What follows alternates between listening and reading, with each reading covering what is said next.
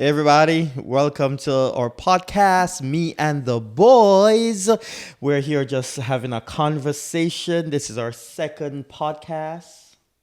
Is it? I don't know. We've done so many practice runs at this point. Like No at one some can point, ever keep track. we're gonna have to do some bonus content for all the. Thank you all for joining us. I'm Greg Baldeo and my sons Rashaun Baldeo and Javar Baldeo, and we're so glad that you're here with us as we have just various conversations just to aid and help generational gaps and divides that are existing out there.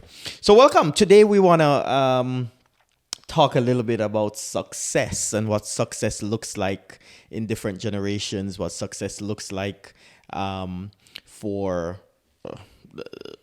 Rashaun and Javar and myself, and basically all those who are out there trying to be successful, trying to just go with the grind.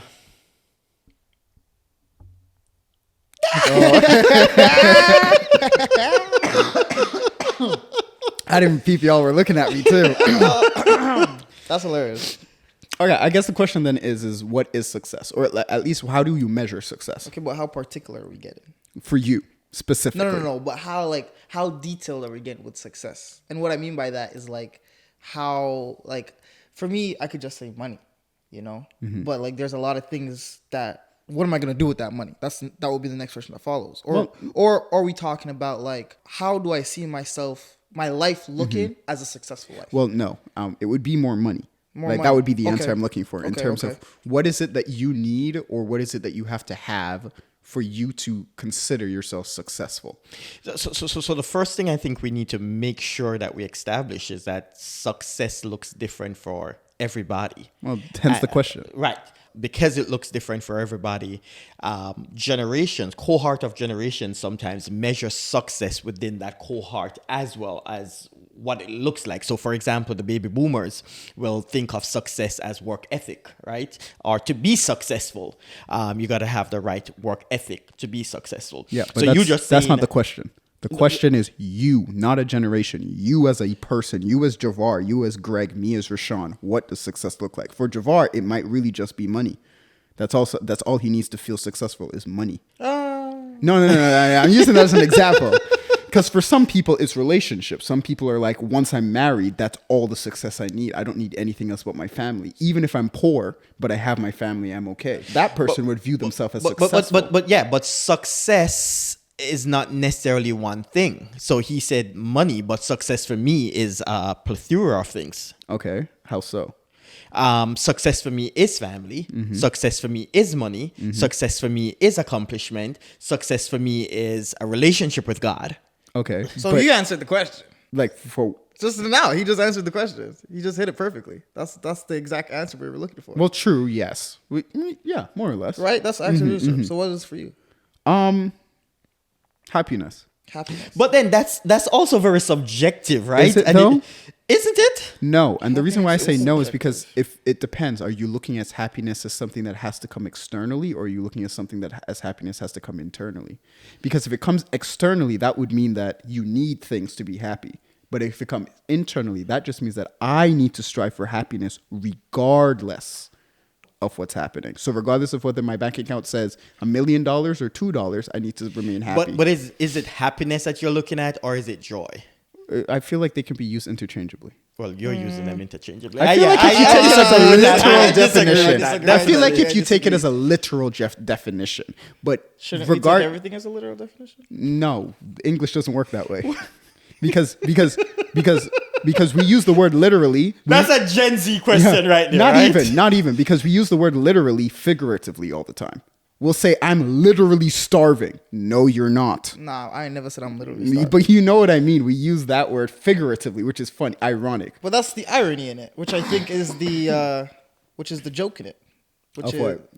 the irony of using literally figuratively. Yeah, so that's what I meant. In English, we use things figuratively all the time. Right. So we don't have to take every word literally. Yeah, but when you say Happiness versus joy. happiness versus joy, I feel like that's something we have to take literally. How so? Because how else are you going to define that? Like, for example, when you say you want happiness as your success, what is happiness for you? Happiness is contentment. But contentment and happiness is not the same thing. Being content and being happy are two different things. Okay, yes and no, because being content is just being happy is just a byproduct of being content. Go again? No. Being happy is a byproduct of being content. I agree. I Yeah. disagree. Why? Why do you I disagree? disagree. What's the opposite of sad? Happy? Okay. Can you be sad and content? No, Can you be happy and sad? no. Then Byproduct. Byproduct means that you have to be content to be happy. That's what that means. You can't be happy. Okay, You can't okay, I be understand discontent. that. You can't Okay. be discontent and be happy. They don't work. okay, I see what you mean. Yeah. I see what you mean. But So I guess contentment is my version of success. right, then, which not is what I was gonna happiness, say. I think yeah. contentment is what you're going for. So for But yeah. But then that's still very broad. What does contentment look like for you? What makes you content? But that's what I'm saying to you. Contentment is a choice. You can choose to be content with whatever you have. True. So that's what I mean. I want to strive to be a person who is content with what I currently have. With Not- whatever situation there is, yeah. Now, not saying that I don't want to do more or don't want to work more or don't want to like make things better, but I want to be at a stage where regardless of where I am, I'm content with knowing, okay, I have this. So I'm okay with if you're content with whatever stage you are, do you define that as success? so would you say you're successful now? No. And the reason why I'd say no, So are you contented now? I'm not. And that's why. So the journey is journeying to be content. Okay. And once I can be content with whatever lot I have, kind of like with whatever lot what's that song? The hymn song? Whatever lots. You know you're gonna make me start singing. No, you don't need to sing to Yeah, but know I the gotta words. I gotta sing to get it out. I'm not right? even sure what song. It is well. It is well. It is well. It is It is well with well. my soul. okay. With My soul. Yeah. I'll mute you. Yeah, whatever my lot may be, type Right. of thing. Whatever it is, I'm okay. Which I think is a really, really hard place to be. No, it's an extremely hard place to be. It's an Is extremely it hard. though? Why No, is of it? course. Why is it hard? Of course, Why is because it hard? No matter what, something in life is gonna happen that's gonna be negative. Right, but then you're content in that situation. So No. even If you died right now, I can't just be content with your death. Are you content with the death? Are you content with the situation? That listen, No, because I would not be content with the situation. Listen. I had that all No, these years, no. and I'm That's thankful what that that's I had saying. it. Right, you see, Contentment I is understand that. reframing I a understand situation. that. It is reframing a Okay, situation. Yes, So- hold on. I understand that, but that's not my point. My point is why it's difficult, because you're saying, is it really that difficult? And I'm saying it's that difficult because if you were to die right now, I'm 21, you are age disclosed, but you are quite young. Undisclosed. Undisclosed, but you are quite young. Disclosed. We just put in the caption. We put in the caption underneath. So if you were to die right now in this moment, there is no version of it. Oh, well, there probably is a version, but it will be hard for me to get to the place, extremely difficult for me to get to the place where I'm okay with the time I had with you. You know what I'm saying? But I feel like it's not that easy. isn't that the point of getting like Being contented. Yeah, I don't like- want to get to that place though. You don't want to get to that place where you're content. But I feel like I that's the would- point of healing. I- When someone dies, is not the point of healing to get to a place of I've accepted their death, but I am content with so the let's life work and with this. experience Let's work we with shared. this. Let's work with this. Your grandfather has died this month, 1 year now. Have you gotten to a stage of contentment? This is what it is, right? Yes, but it's different. Grandpa was what, 79 years old? Yeah, I had yeah. 21 plus years with him. Yeah. I couldn't expect You more. have 21 plus years with me. Yes, yeah. But my the father, same thing. But you're not no, 70 it is something. not the same thing. My father and my grandfather are two complete different things. You take two different roles in my life. I get that. So let's come back then to contentment with success. Like, how do you measure success, or how do you become successful? Because you're saying that if you're content, then you feel that you're successful, right? And that's your measurement of Success. of success. But if you're at a stage that you're not content and you're not successful, where does that leave you? I mean, I feel like it's just the journey of anyone else. If someone views success as money, it's like, for example, you said several things in how you view success: family, money, relationship with God. I don't remember the rest, but let's take those three. In all those things, they didn't just come one time. Right. You had to True. work and get there eventually. So I view it as the same way in terms of, sure, I'm not content now, but there are areas in my life that I found contentment. And there are other areas that I'm working on finding contentment. So it's really just the same type of grind of, I don't have money right now. What do? I got to go work. I got to go, give out resumes or do something that's going to get me the money to be successful. Same type of thing. How do I train myself to be content regardless of what happens? And I feel like that's a very difficult thing sometimes to do nowadays, especially in our modern society. Nix and I were talking about it the other day, about how in the society we live in, especially North American Western culture, money runs everything. And that's what we're taught, or that's at least the mindset that we have is, if you don't have money, you can't enjoy life. You can't experience life. Right. But the sunset, like people will pay thousands. But people will pay thousands of dollars to fly to Milan to go watch the sunset. I saw a clip with Oprah the other day that flew to, I think it was Japan, to go see the cherry blossoms. Yeah. I mean, sorry, that one I agree with though. No. I agree with that one. Because that one is a unique experience I've heard. I agree with all of it. Do you? I 100% agree with all of it. Okay, how so? Everyone always asks me, there and here, what was my favorite part of living in Sweden? And everyone is always confused by my answer. The answer is the air. I get you. The air when you go outside. It feels completely different. You can completely. You can experience it with different. America and Canada. No, you can't. No, you can't. You can. There's a difference in air in certain places. No. In certain places, Jamaica. Jamaica is a completely different air than those two countries. Yes, I'm not saying. But depending on what is going on in that country, in that area, industrial things, vehicles, a lot of different things contribute to how the environment is taken in. So when someone says, I want to travel and spend $1,000 to see a sunset, or to breathe a different air, or to feel the quality of the cold, it makes sense, because the way you see the sunset in a lot of places in Europe is completely different here. And the way you see it here is completely different there. I agree. So when you're there, you want to come here, and when you're here, you want to go there. Exactly, but that's capitalism. So hold on, before you go into another one right there. Wait, no. Don't go down that rabbit hole. No. I will bookmark that. I'll bookmark that. We're going back to that. We're going back to that. So the experience gives success. No, that's not what you're saying. saying. I'm saying he's saying he understands why people would spend that money or do that. Because the differences are there, and I wholeheartedly believe in experience in another part of the world. Because no matter where you go, even if it's the same sun in the sky, it's a different view. And I agree, but I also view my experiences as success. Exactly, and that's what I'm saying. You see, and that's exactly. where I'm going from. We didn't get to my side of success. Okay. And I feel like for me personally, it's kind of hard to be successful, because my success is my kind of insatiable need to see everything. And I know that might not be necessarily possible. So it might not be necessarily possible for me to feel completely successful, but that's what it is for me. Experience. It's experience in the world. It's experiencing all the things that I never have before. It's seeing the sun in a different way. It's seeing the northern lights. It's seeing stars in the sky. It's seeing Elon Musk's Starlink thing the other day in space. Those things is what makes me feel successful. Oh, that was scary when I saw that. That was scary for you? Yeah, because I saw those train thingy going across the sky, and was like, listen. You know what's funny? Could have been a whole alien attack, and they just said Elon, and we just went with it. We were just like, yo.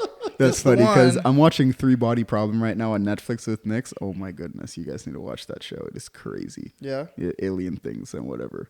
But back to the point of what you were saying of going other places to see things and whatever it is.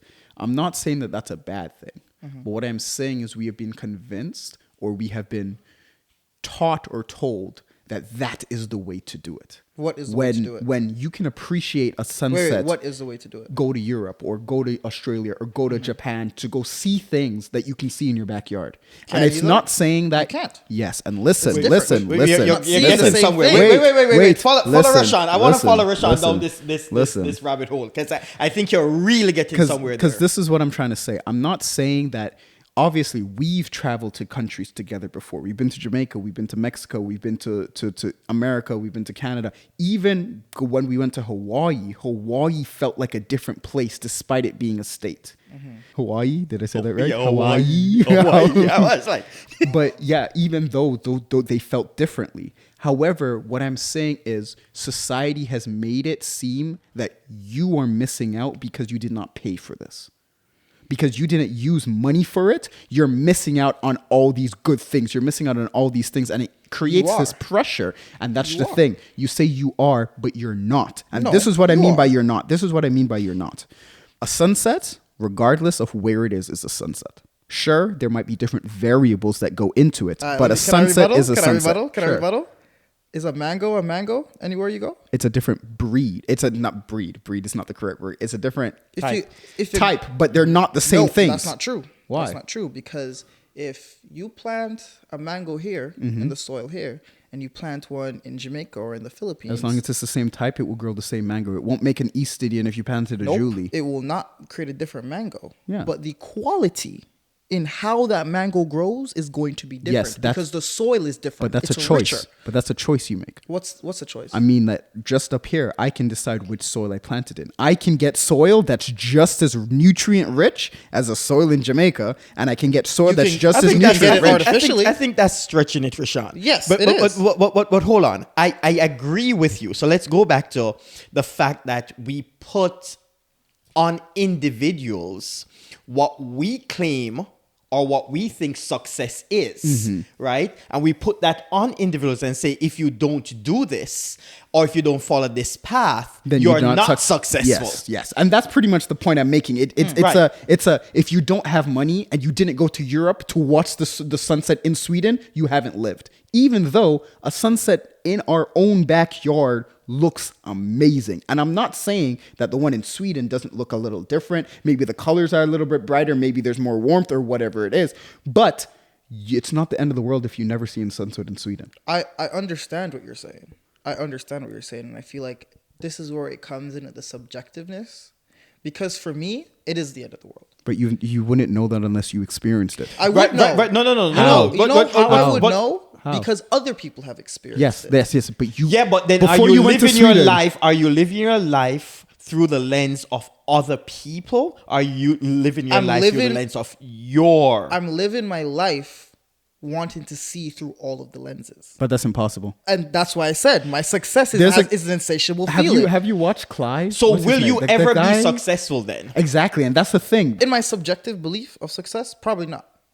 But so that's my own, and I'm okay with that. So you won't be content nor happy. No, because my content and my happiness does not come from my success. Which that therefore means that you're not. That's not your. What do you mean your content and happiness doesn't come from success? My happiness doesn't come from my success. I don't need to be successful to come. What is happiness from then? Well, I would say I'm happy right now, but I'm not successful. Okay, but where does your happiness come from?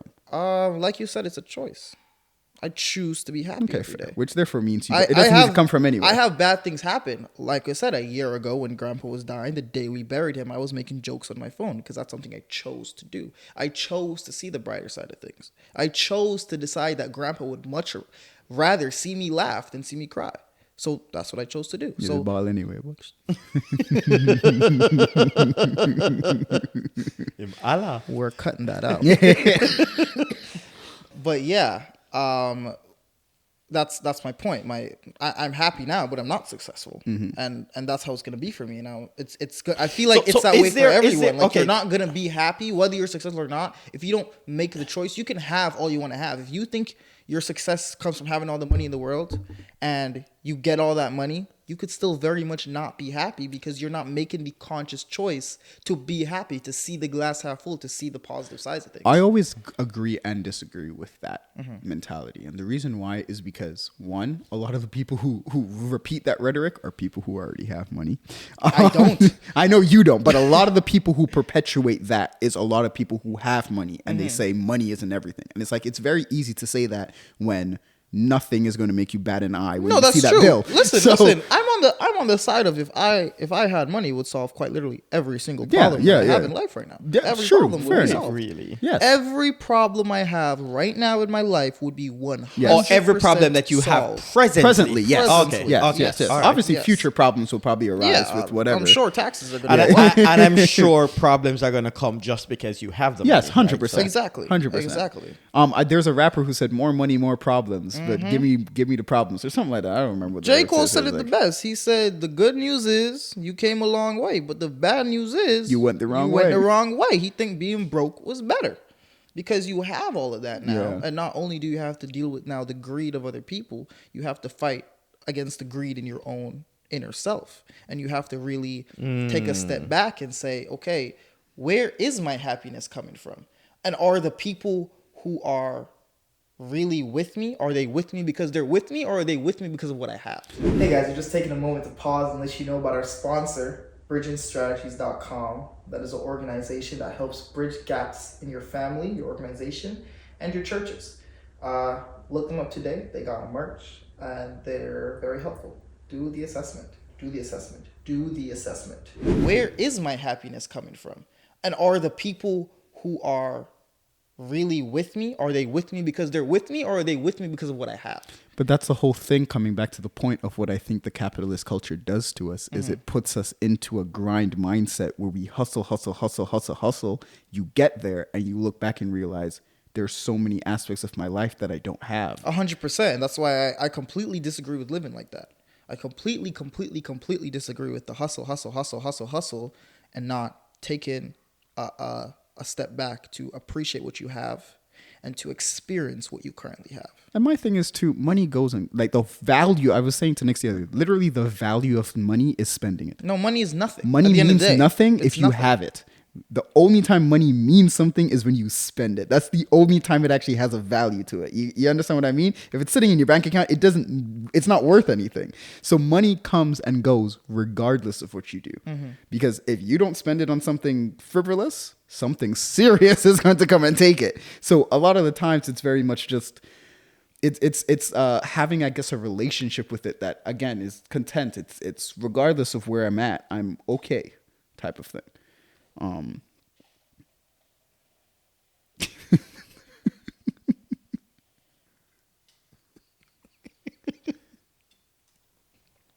Oh, did you mute yourself?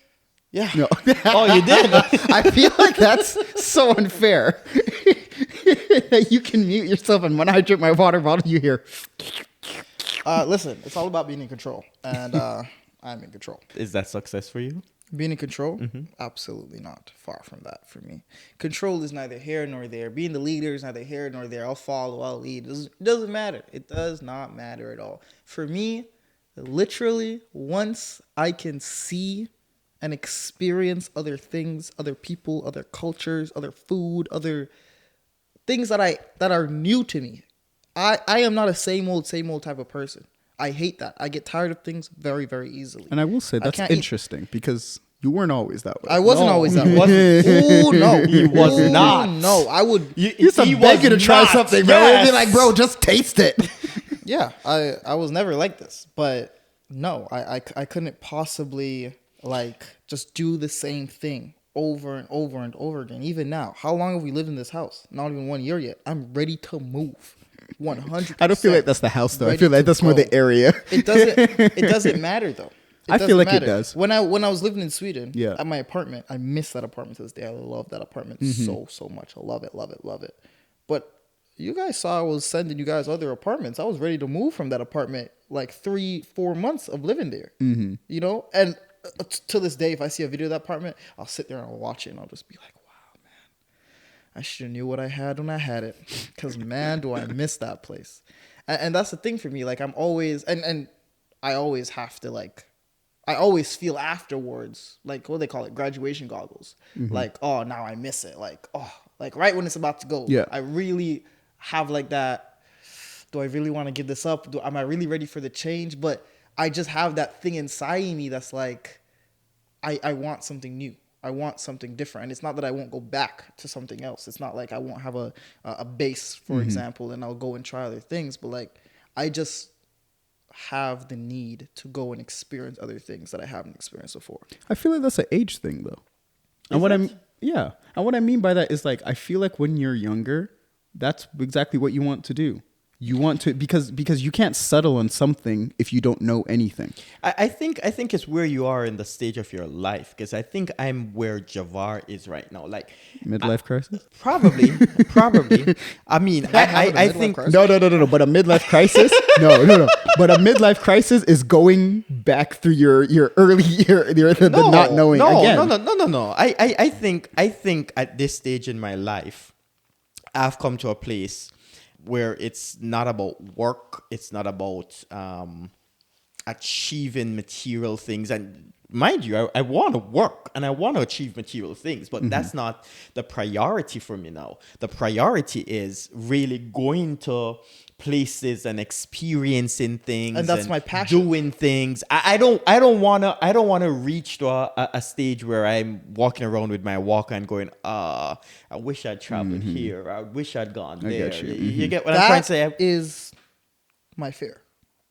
I don't want that. That's the last thing I want. The last thing I want is for me to be unable. And obviously, I know I could go outside right now, break my 2 foot, and them can't fix. You know what I'm saying? And I can't go nowhere. But even that pushes me further to be like, I'm completely able right now, 100% able. And I want to be able to, I'm 50 and 60 years old. I want to live a life that makes me healthy enough to do things like just like my grandma, where I'm up in age and she's still moving around. She can hop on a plane every 2 months, less than that even.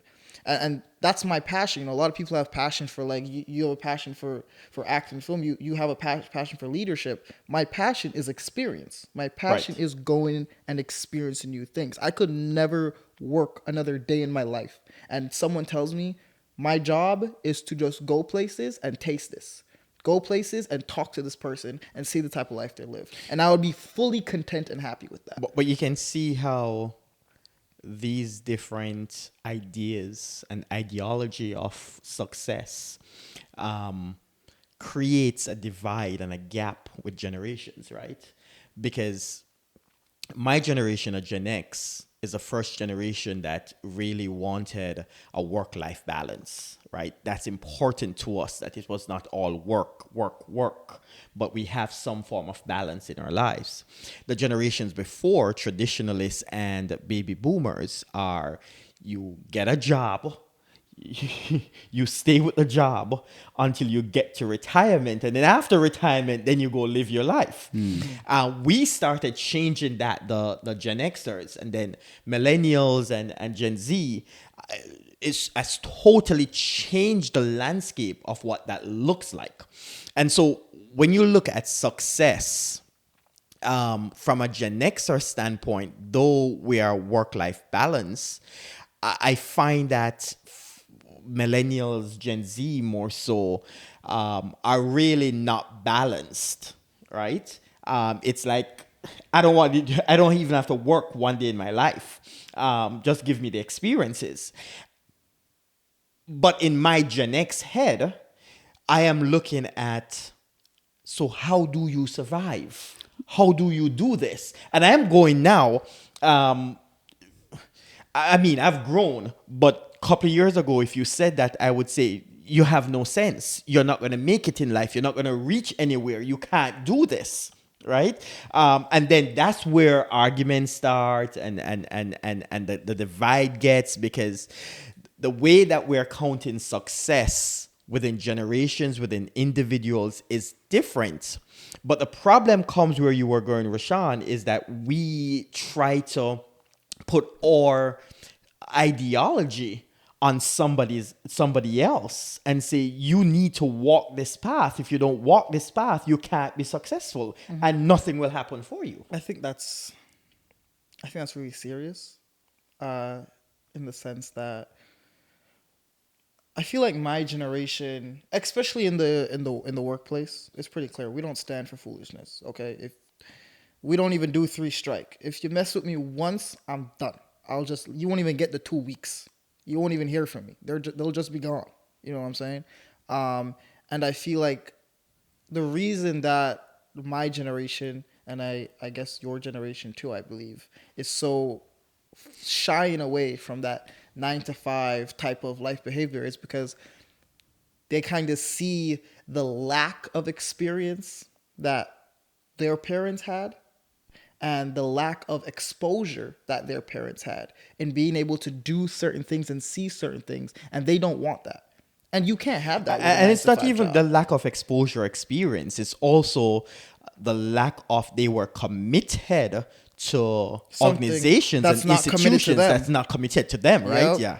yep. And That's they don't want to live interesting like that that you say anymore. that, though. That's interesting that you say that. The reason why I say that's interesting that you say that is because when it comes to retention, your generation had the golden age of it. And what I mean by that Let's is define retention for Right. the Okay, audience. so There. for- Not for me. I completely understand it, but for you guys, go ahead and in terms of businesses keeping employees, because job search was, and I saw this a guy on TikTok was talking about it.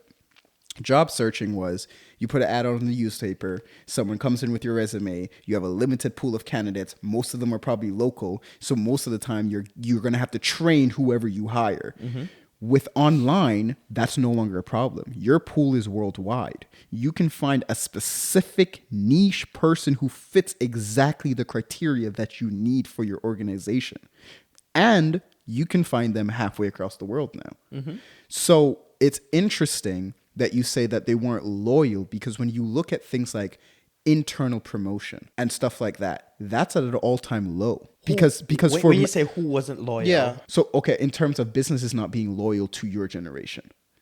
Because when I look at it, you look at someone in your generation, when that was happening, you'd go, you get hired, you'd get trained on the job that you need to do, you'd stay at that job, then that job would promote you to manager, then from manager you get supervisor, Right, and you'd be able to climb the exactly, ranks. exactly. That doesn't If you're a happen white for our man- generation. No, No, in no, general. no, But no, I'm no. talking about, like, obviously, because remember, Western culture is only one place of the world. That wouldn't be the same for the Caribbean, where white people are the minority, or South America. Fair enough, fair enough. So when we talk about loyalty from organizations, right?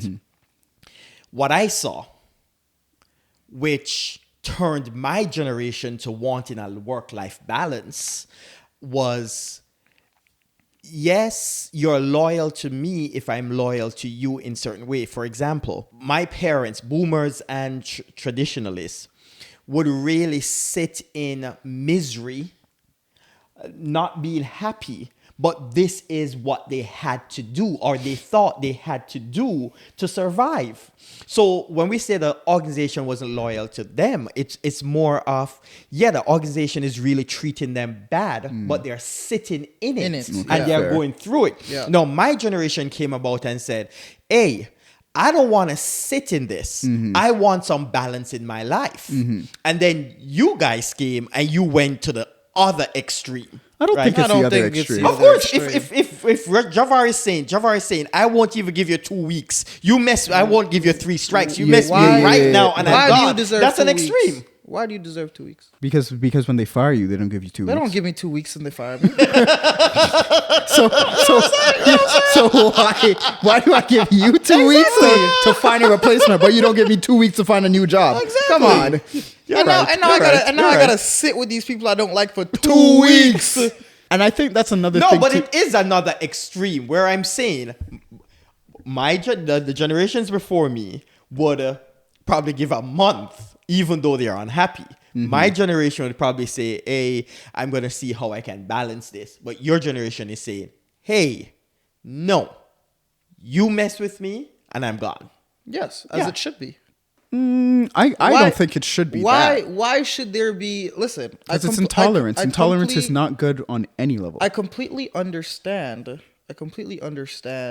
A chance, right? Like, for example, if I'm working at a restaurant and the boss always comes around and interrupts me when I'm talking to a table trying to work on my tips or something. I don't know. I've never worked at a restaurant, but for example, right? And I take my boss aside and I say, hey, it really messes with my performance with my job when you do this. Please stop.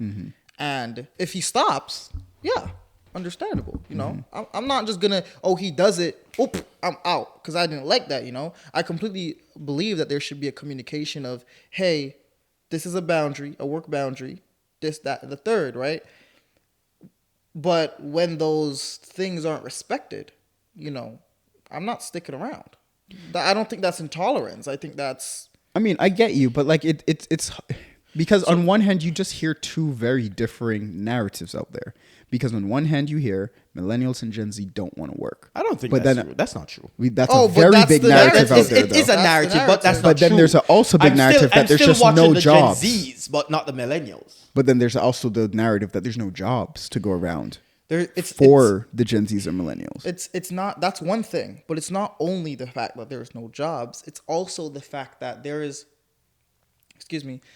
no, I want to say freedom is the word I'm looking for our generations in that way. And the ratio of work to freedom that was and that there is is different. I promise you, this generation would work those 9-to-5 jobs if they were paid the correct wage to do so. True. We get paid and The same can't thing. live. It's the same we can't thing, yeah. buy a house. We can't buy a car. We can't buy So food. what's the point? Why am I working? So let's come back then, Javar, to your definition of success, of having experiences.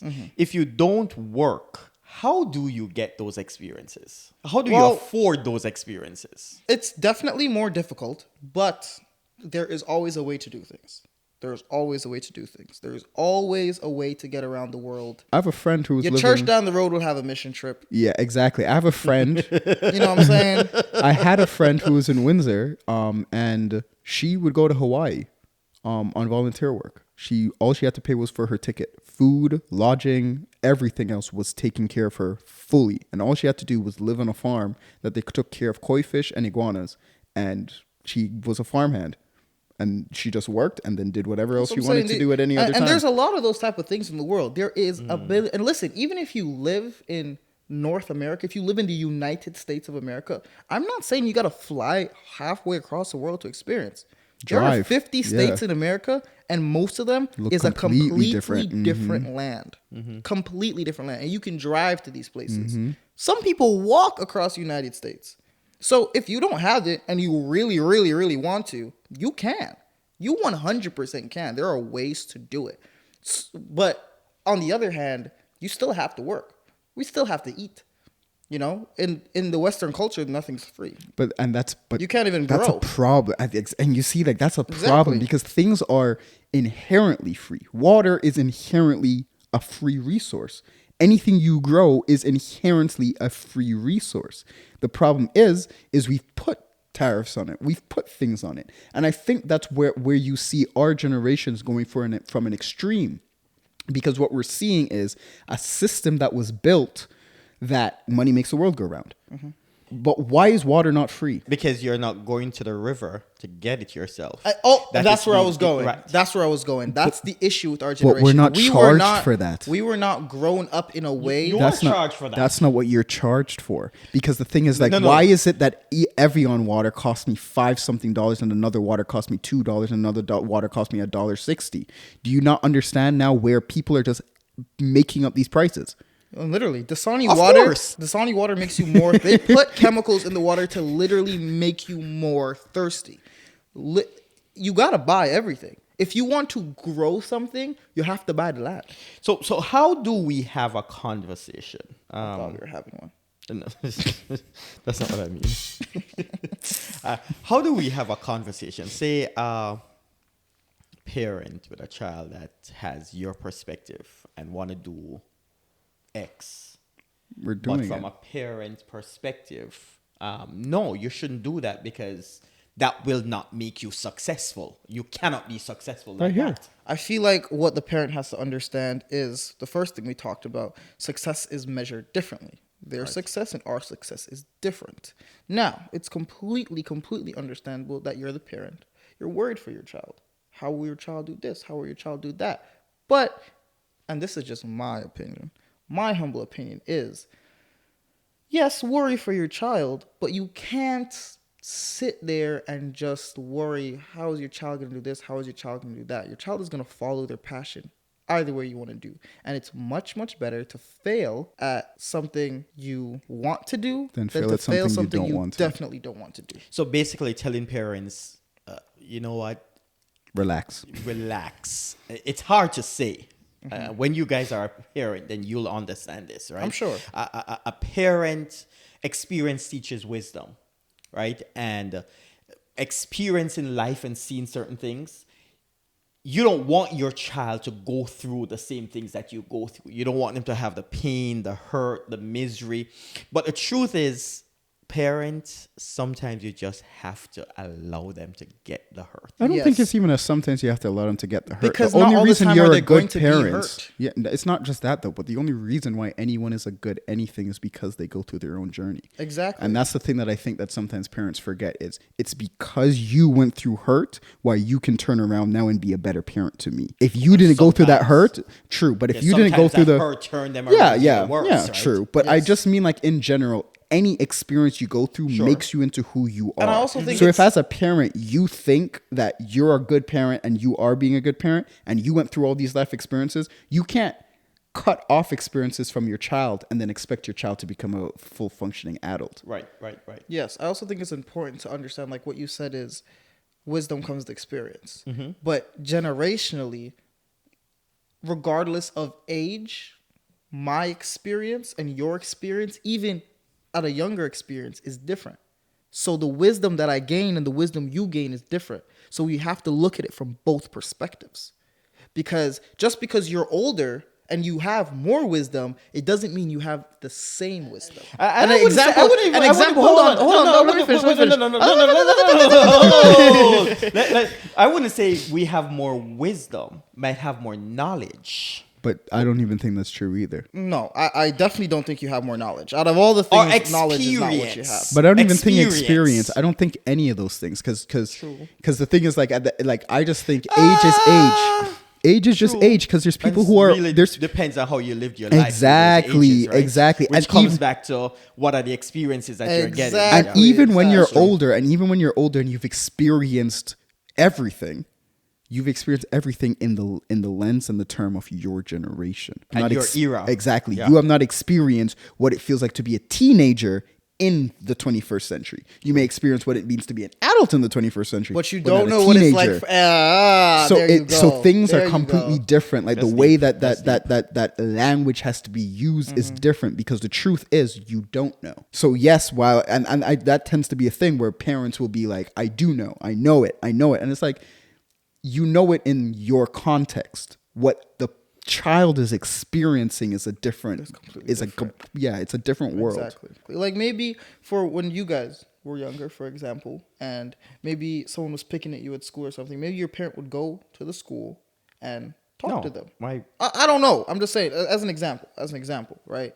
But now in this day and age, you could never ever do something like that. That's going to make it so much worse for the child. The child is you got your mama up here to talk to. Your mama, you're fat too. You can't have. You can't. Different avenues of different things True. are gonna make it worse for the child, and the parent might not know that. The parent thinks they're doing the best thing for their child, and they're actually making it worse for the child. And that's why it's so important to listen to your child. And children also listen to your parents, of course, but the parents need to listen and understand the perspective of where a child is coming from, because not everything is the same. Something that's a very good way of looking at it is parents are there to teach their children how to become full-fledged people.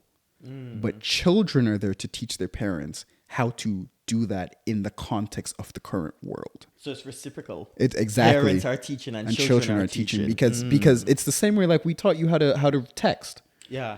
right? I remember that like yesterday. Exactly. But you taught us how to have conversations. So the format and stuff does change. Whoa! Go again. That's deep. Go again. Like we taught you how to text. Yes. But you are the one who taught us how to have conversations. So at the end of the day, What's up? We taught him how to send the email, but he taught us how to to- send the email. Yeah. The email. You know what I'm saying? Couldn't write You emails. couldn't Like, you know write what I mean? emails. Yeah. Exactly. He taught us how. Listen, I recently had a kerfuffle with a professor of mine, and I had to send him. Are you sure you want to share it before graduation? I'm gonna share it. I'm gonna share it. They're gonna hear from me down there. They're gonna hear from me. Basically, I had a situation with my professors, and he was in the wrong, right? And now this is a white professor who has a bit of a power dynamic going on for him. So I had to put it in a way that stood my ground, but was still respectful enough where he could understand where I'm coming from and still respect my point and not just throw it to the side. And as much as I'm able to add 15 attachments to my email and I can set it to a time and spin and reverse it, I would not be able to actually articulate that email without my dad. Because through growing up, he drilled in us, Document it. send it the in email. writing. Yes. And right now, No. But I have a question now. I have a Hold question. on. Well, you guys need to also be fair. You argued with me about that. But listen, and this is where my question is coming up now. Would you then maybe think that 10, 15, 20 years down the line from now, emails will no longer be used? It's not being used right now. I mean, Gen Z is changing that. Why can't you send me a text? no, seriously, Yeah. though, really. Why with this do we have to email- do an email, right? Dear da-da-da, I So hope you this know finds what- you well. You know what it is then? You know what it is also then? about? It's also changing of the guard Right. in terms of we don't view it, but we aren't in power yet. Mm. And I think it comes to even a humility thing. Relax yourself until you get there. Because you're not in the power to change how we communicate. Right. So you need to learn how we currently communicate Right, so that right. you can then build upon it when you get there. Right, type of right, thing. right. So because I'm even thinking of like you said, emails and stuff like that. And I remember when you were teaching us emails, I was like, oh, why do I need to learn this? Yeah, you're right. Finish your story though. What did the email Oh, do? yes, yeah.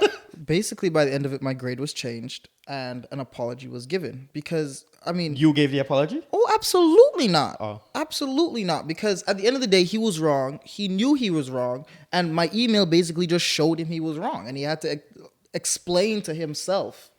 Like, I didn't do much but state the facts and state the points. And again, with this documentation thing, like when we even met in, over the phone, over a video call, Zoom, it started off with him saying like incorrect facts and stuff. Like, no, I have all of this documented. It's all right here. All of it is right here. This is what it is. And then he had to look at it and be like, "Ooh, I messed up." And yeah, now my grade has changed, and that's how it is. And it would have never worked unless I could have written that email properly. And by the way, even though that email was written respectfully and stern, he still called it an angry email. he still phrased, and this is a direct quote, "Turn that anger into good filmmaking." That's a direct quote from my professor. And I think there are several things that are going on there. I don't think that's a generational thing. No, he racist. Yeah. But I think it's partly power. I think it's a generational thing as well, because I think that's why a lot of No, our I think generation it's a hasn't. culture. I think that was a cultural. Because there's I'm plenty not of black sure- professors And who white act people like ain't got that no too. culture too, No, so- and I think plenty of black professors do that too. I think that's why our generation in general is turning away from school, because in general there's a power trip there. There is Not a power just trip. but not just with white versus black. We probably need to talk about school. No, but this and specific school system in situation another is a podcast. white versus I black. think, Yeah? I You think think it so? was. Yes, This I think 100%, specifically that one. 100%. Right. The angry black man? The angry black man, exactly. Speaking up for yourself should not speak Exactly. up for yourself. Exactly. Right? It's a power trip as Yes, well. Right? yes. If You he don't got the speak to exact me. same email from a little white boy, he would have never ever said that to him. He would not, Sure. because he would have not have seen the anger. He would have said, "Oh my, this young man is standing up for himself." But it's completely different because of Yeah. But what you said, Rashaun, is really deep. We got to appreciate that we have to learn from each other. We got to appreciate that you have something to teach and I have something to teach. And for us to learn what you're teaching, I got to come to the point of listening. I got to listen to you, no matter who you are, where you are, what phase you are in your life. Whether you're a parent or a child, there's something to teach, and we got to stop, understand what our biases are, and put our biases aside and listen to each other. That's a big one. Understanding your bias and putting your bias aside. And that is on both sides of it. I think that's what we close off with today. I think that's what we ended off on. Both from a child's perspective and from a parent's perspective. Understand your bias, put it aside, listen and understand the other person's perspective. Yeah. If two people are trying to push in the same direction, we're going to get there. So if both are trying to understand each other's perspective, then like you guys said, it will. You got to make it. Yeah. This has been me and the boys. I'm Rashaun Baldeo. I'm Greg Baldeo. And I'm the best Baldeo. Whatever. We will see you guys next week. Thank you guys for tuning in. Follow and subscribe and share. Oh, yeah, I and forgot that if you part. want to know more about Click all the generations, buttons. All the buttons. All the buttons. Not the dislike button. No. Is there a dislike? Yes, There's there is not a a dislike. On YouTube, there's a dislike button. Oh, for real? Yeah. I think there should be a dislike button on every platform. We're closing off. Guys, like, follow, share. Let us know how you feel.